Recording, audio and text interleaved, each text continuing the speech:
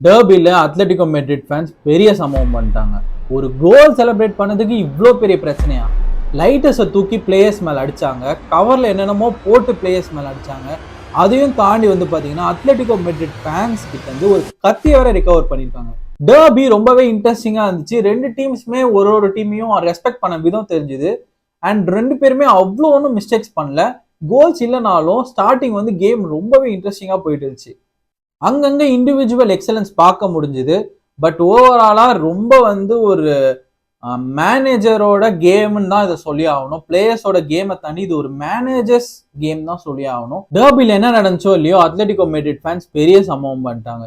Real Madrid ஒரு கார்னர்ல இருந்து கோல் மேக் பண்ண உடனே கோத்வா வந்து கோல்ல இருந்து வந்து பாத்தீங்கன்னா செலிப்ரேட் பண்ணாரு. அது செலிப்ரேட் பண்ண உடனே ஃபேன்ஸ் ரொம்ப வந்து ஹைப்பர் ஆயிட்டாங்க.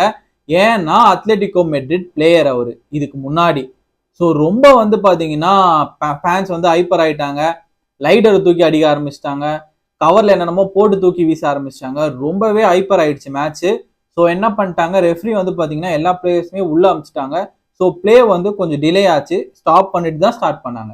ஒரு விஷயம் நம்ம வந்து ரியல் மெட்ரிட்டை பாராட்டி ஆகணும். அது வந்து பார்த்தீங்கன்னா செட் பீசஸ். அவங்க கோல் வந்து ஸ்கோர் பண்ணதுக்கு காரணமே செட் பீஸ் தான். எப்பவுமே இல்லாத மாதிரி இந்த வாட்டி நிறைய விதமா வந்து புதுசா ட்ரை பண்ணியிருந்தாங்க. அண்ட் பார்க்கவே அது ரொம்ப ரிஃப்ரெஷிங்கா இருந்துச்சு. சில பிளேயர்ஸை நம்மளால ஏட் பண்ண முடியாது. அந்த மாதிரி பிளேயர் தான் ஃபெடரிகோ வல்வர்டி.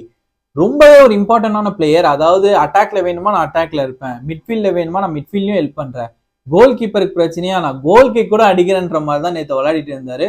ஒரு செம பர்ஃபார்மன்ஸ்னே சொல்லி ஆகணும். ஸோ இந்த மேட்சோட ஒரு டேர்னிங் பாயிண்டா என்ன இருந்துச்சுன்னு நான் நினைக்கிறேன், சப்ஸ்டியூஷன்ஸ். அதாவது அன்சிலாட்டி வந்து சப்ஸ்டியூஷன்ஸ்ல எந்த தப்பும் இல்லை, நோ ரிக்ரெட் தான் சொல்லியிருக்காரு. பட் இருந்தாலுமே மெட்ரிட் ஃபேன்ஸ் வந்து அதை வந்து டினை பண்றாங்கன்னு தான் நினைக்கிறேன். ஏன் அப்படின்னு வந்து பாத்தீங்கன்னா ஒரு ஸ்டேஜ்ல லைன் அப்ல வந்து பாத்தீங்கன்னா 2 left back, 2 right back, 2 centre பேக்னு இருந்தாங்க, 3 midfielders and Enrique up top.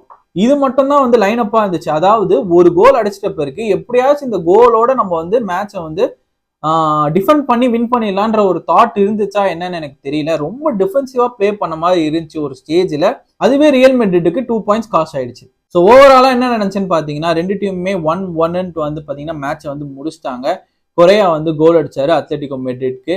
So இதுக்கப்புறம் ஒரு விஷயம் நடந்துச்சு. அது என்னன்னு பாத்தீங்கன்னா அத்லெட்டிகோ மெட்ரிட் ஃபேன்ஸ் வந்து பாத்தீங்கன்னா பயங்கரமா செலிப்ரேட் பண்ணாங்க. அண்ட் ஆல்சோ வந்து பிளேயர்ஸுமே செலிப்ரேட் பண்ணாங்க. 1-1 டாக் வந்து பிளேயர்ஸ் அவ்வளோ செலிப்ரேட் பண்றாங்கன்னும் போது கொஞ்சம் வியர்டா இருக்கு அது பார்க்கறதுக்கு. ஸோ எண்ட் ஆஃப் த டேல என்ன நடந்துச்சுன்னா பார்சிலோனா டாப் ஆஃப் த டேபிள்ல இருக்காங்க with 21 points. And Real Madrid second பிளேஸ்லயும் அத்லெட்டிகோ மெட்ரிட் தேர்ட் பிளேஸ்லயும் இருக்காங்க. இப்படிதான் போயிட்டு இருக்கு லா லீகா. இதே மாதிரி நிறைய இன்ட்ரெஸ்டிங்கான ஃபுட்பால் டாபிக்ஸ் அண்ட் ஃபுட்பால் டாக்ஸுக்கு நம்ம சேனலை மறக்காம சப்ஸ்கிரைப் பண்ணிக்கோங்க.